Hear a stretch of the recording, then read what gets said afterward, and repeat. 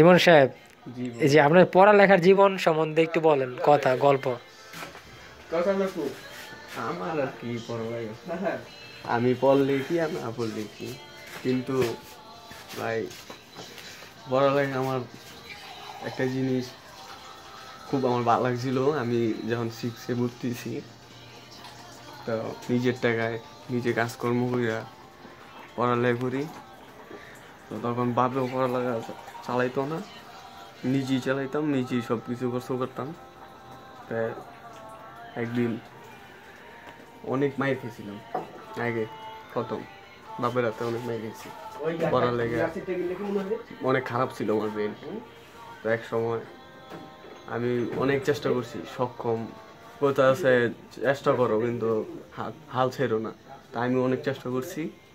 পর এক সময় পরীক্ষার সময় আল্লাহর রহমতে আমার রোল যখন 45 ছিল, তখন আমার টার্গেট ছিল আমি নিজের যোগ্যতায় লিখবো, কেউ কাছে দেখবো না, নিজে যা পারবো তাই লিখবো। তো তখন আমি নিজের যোগ্যতায় আল্লাহর রহমতে আমি 15তম হয়ে গেছি। তুমি 45 থেকে 15 আসছো, এটা কিভাবে সম্ভব? এত পড়ালেখা করলে তুমি সার পড়ো নাই, কিছু নেও নাই?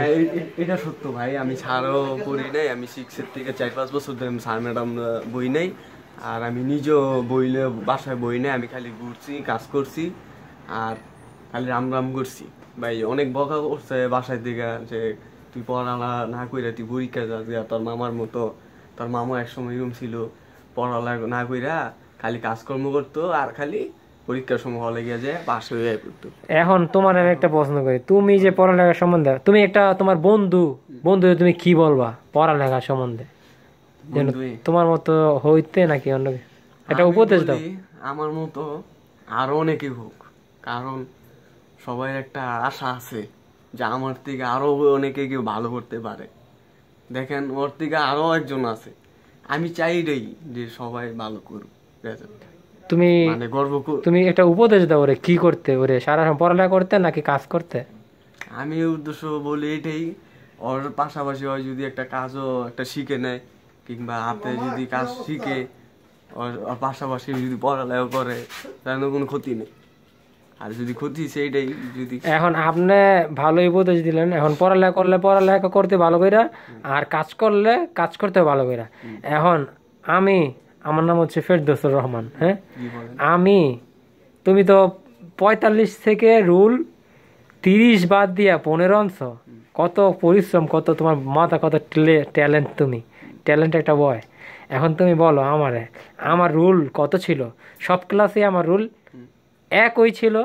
তোমাকে আমি 4টা অপশন দিব, বলো। রুল 1, 8, 9, 13, কোন রুলটা আমার হইতে পারে বলো? আমার দেখে তোমার কি মনে হয় কত নম্বর রুলটা আমার? সব ক্লাসে একই ছিল, একবারে সব ক্লাসে 3, 7, 3, 4, 5, 6, 7, 8, 9, 10 সব ক্লাসে একই ছিল। আপনার রুলটা হবে, তুমি আনুমানিকভাবে বলো। আপনার রুলটা হইব 1। মানে সব ক্লাসে 1? কিভাবে বললো এটা? এটা বোঝা যায়, আপনার অভিজ্ঞতাতে আমি বোঝা যায়, কারণ আপনি ভালো পড়ালেখা যে একটা ভেন্ট, আমি এর থেকে বুঝিয়ে ফেলাইছি। তুমি 8 বললা না কেন, 9 বললা না কেন, 13 বললা না কেন, 1 বললা? আমার তোমার দেখে তোমার ভেরিয়েন্টি মনে হয়, হতে পারে বিলিয়ন মনে হয়। ভাই সবাই তো প্রকাশ ভাই খোল দেয়া যায় না যে আপনি কেমন পারেন, আর কিংবা আপনার মনে কি আছে। এখন আপনার দিকে যে আরেকজনে ভালো আছে, আমি তো দেখলে তো বোঝা যায় না যে আপনি পাওয়ার আসলে কি ভালো স্টুডেন্ট না খারাপ স্টুডেন্ট। চেহারা দেখলে তো বোঝা যায় না, কিন্তু বোঝা যায় আপনার নিজের যোগ্যতা, যেটা আপনি বেন্ডে যেটা। তুমি যেমন সার দিয়ে পড়ো নাই, আমি সার দিয়ে পড়ি নাই, আমি ক্লাসেই পড়েছি। আমি সেম তোমার মতো, এই জন্য জিজ্ঞেস করলাম। তোমার রোল তো তুমি অনেক ভালো করছো, তোমাকে শুভকামনা রইল, এবং তুমি ভবিষ্যতে আরো ভালো হও। তোমার জন্য শুভকামনা। ইমনের মতো একজন মানুষ পাওয়া দুঃসাধ্য ব্যাপার। তার সাথে আমাদের মানে বন্ধুত্ব হয়ে, তার সাথে দেখা হয়ে আমাদের খুবই ভালো লাগলো।